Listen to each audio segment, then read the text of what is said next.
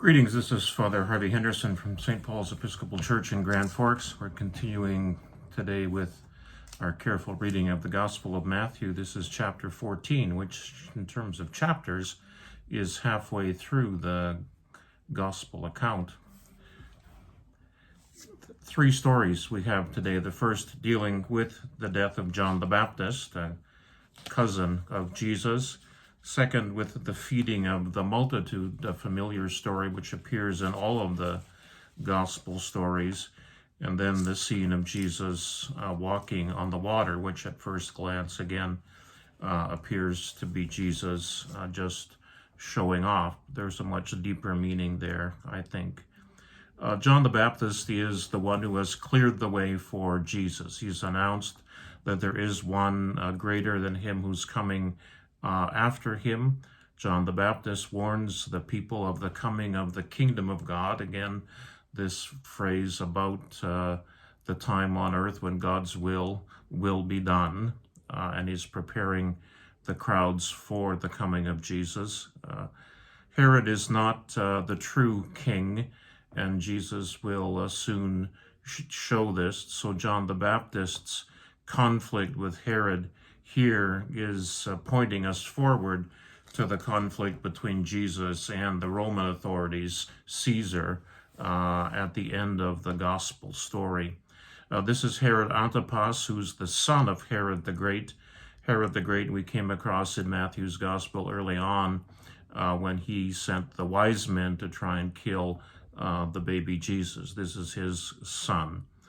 John the Baptist is defenseless, but halfway through the gospel story here, Matthew sets down a marker, in essence, warning the readers that if such a thing happened to John the Baptist in his conflict with the earthly authority, what might happen to Jesus in his continued conflict with these earthly authorities.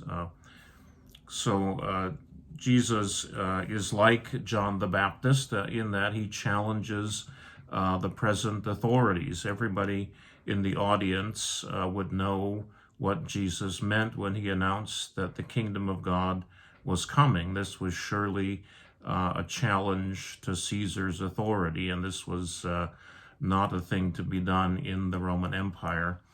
We know a lot about John the Baptist and this particular incident from a Jewish historian called Josephus, who writes a very lengthy volume of the Jewish history at this time of Jesus. So the life of John the Baptist is well chronicled, both in the gospel stories and in the writings of this historian Josephus. So John the Baptist is announcing this final clash between Jesus and the authorities. Jesus' action in the temple, replacing the temple sacrifice with his own sacrifice, and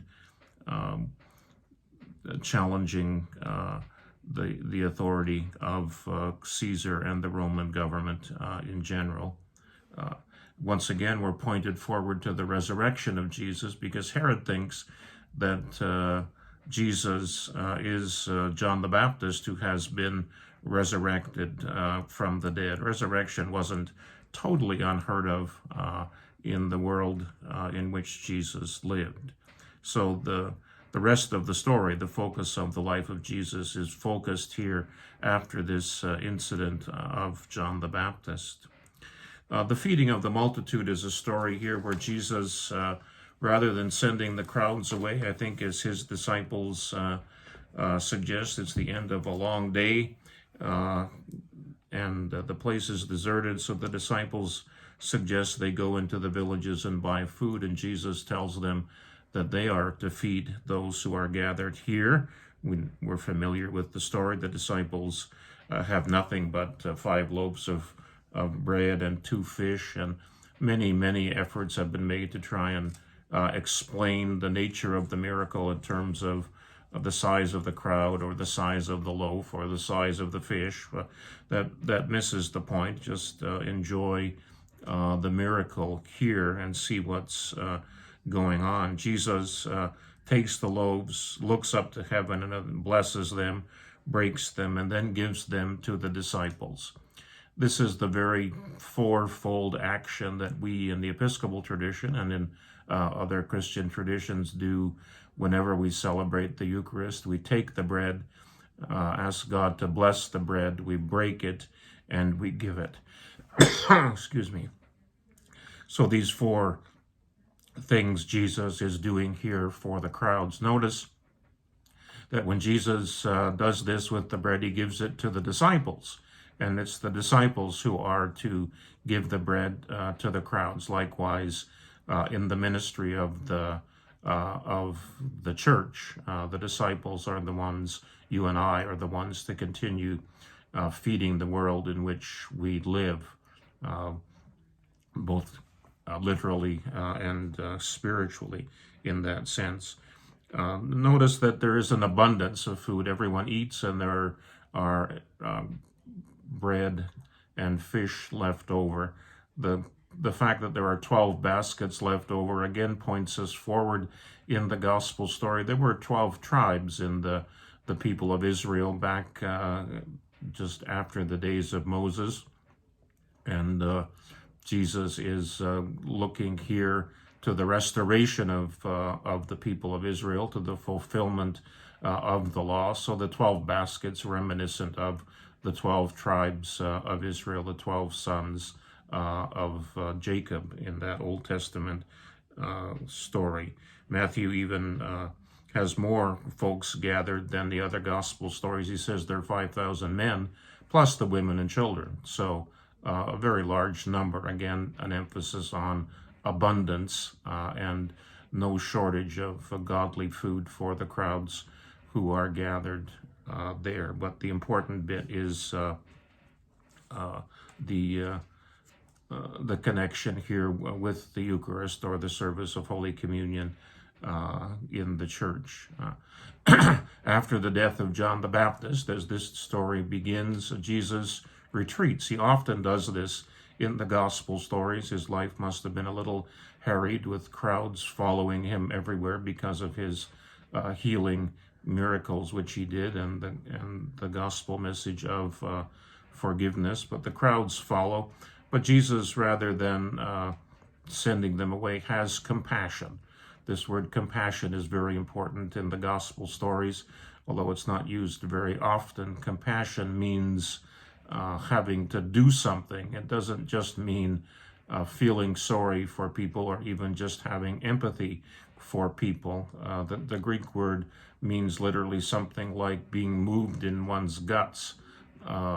So Jesus is moved with compassion to do something, to feed the crowds that are gathered there. So it's not just that he feels sorry for them. He does what seems to be the impossible. And the disciples, again, are the ones who give the bread to the crowds who are gathered there. Jesus' dialogue with the disciples in this particular story is the longest bit of the story itself, and so it reminds us of this training of the disciples that's going on now in the gospel stories.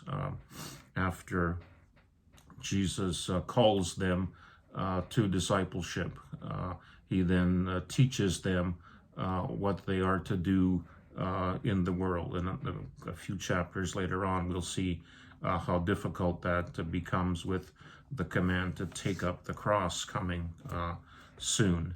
So this meal is an important story. Again, a reminder that each of the gospel stories, each of the four gospels, has this particular story. So that God is the source of the feeding here, it's important to remember.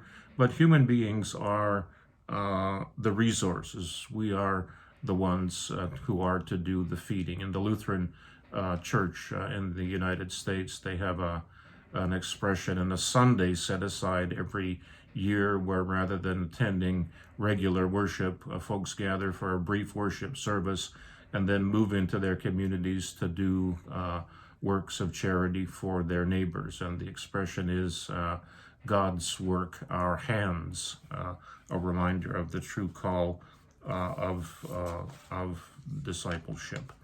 Now, to the closing story in these three, Jesus walking on the water. Again, I'm reminded of that scene from Jesus Christ Superstar. Some of you listening may be old enough to remember that rock opera from the 1970s where Herod sings that little song tempting Jesus to walk across his swimming pool if he really is the Son of God, as he claims to be. So this is a picture of the life of faith. Again, the disciples are in the boat. The weather's bad. This wouldn't have been unusual for the disciples. They were fishermen mostly, by the way. They were used to boats and rough seas. But they see Jesus, and what they're afraid of is this ghostly figure that they see coming across the water to them. So Peter, once again, who is this larger-than-life character throughout the gospel stories. It's Peter that we get to know best amongst the disciples, the one who tries to protect Jesus when they arrest him, and yet also the one who denies ever knowing Jesus to the woman in the courtyard during the time of his arrest and trial there.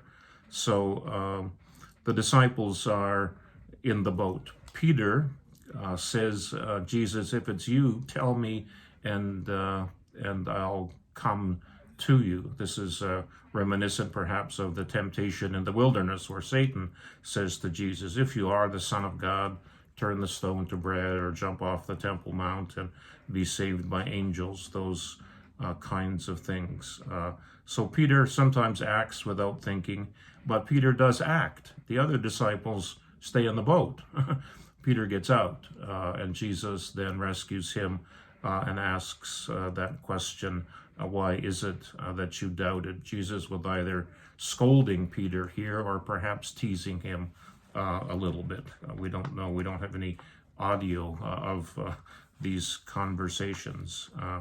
But the boat is often compared to the church. The turbulent waters often compared with the times in which the church has lived in the past, not so much perhaps these days in our part of the world, but certainly in some parts of the world, the church struggles in an unfriendly kind of world. So Jesus is this ghostly figure. Peter's eyes drop for a moment. He takes his eye off the ball, so to speak, and then he begins to sink, just like you and I have these doubts in our lives at many different times.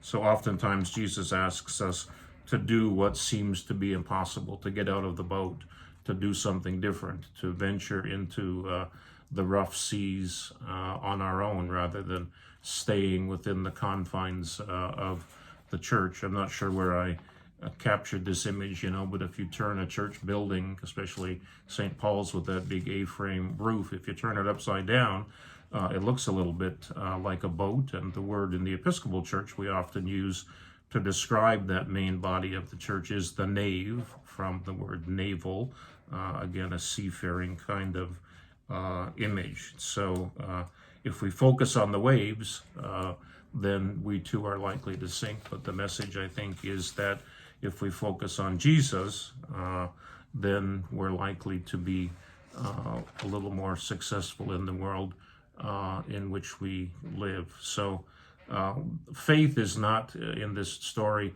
being able to walk on water, but faith is rather daring to believe in the face of all the evidence. This is what Professor Boring says in his commentary, that faith is not being able to walk on water. That's just the Jesus thing, but daring to believe in the face of all the evidence that God is with us in the boat. This is made real in the community of faith in which we live as it makes its way through the storm, battered by the waves, keeping our eyes focused on Jesus. So maybe a time to go back and review the gospel story to this point and read it much like we would read a novel So we'll continue next week with chapter 15. Be well and stay safe. God bless you.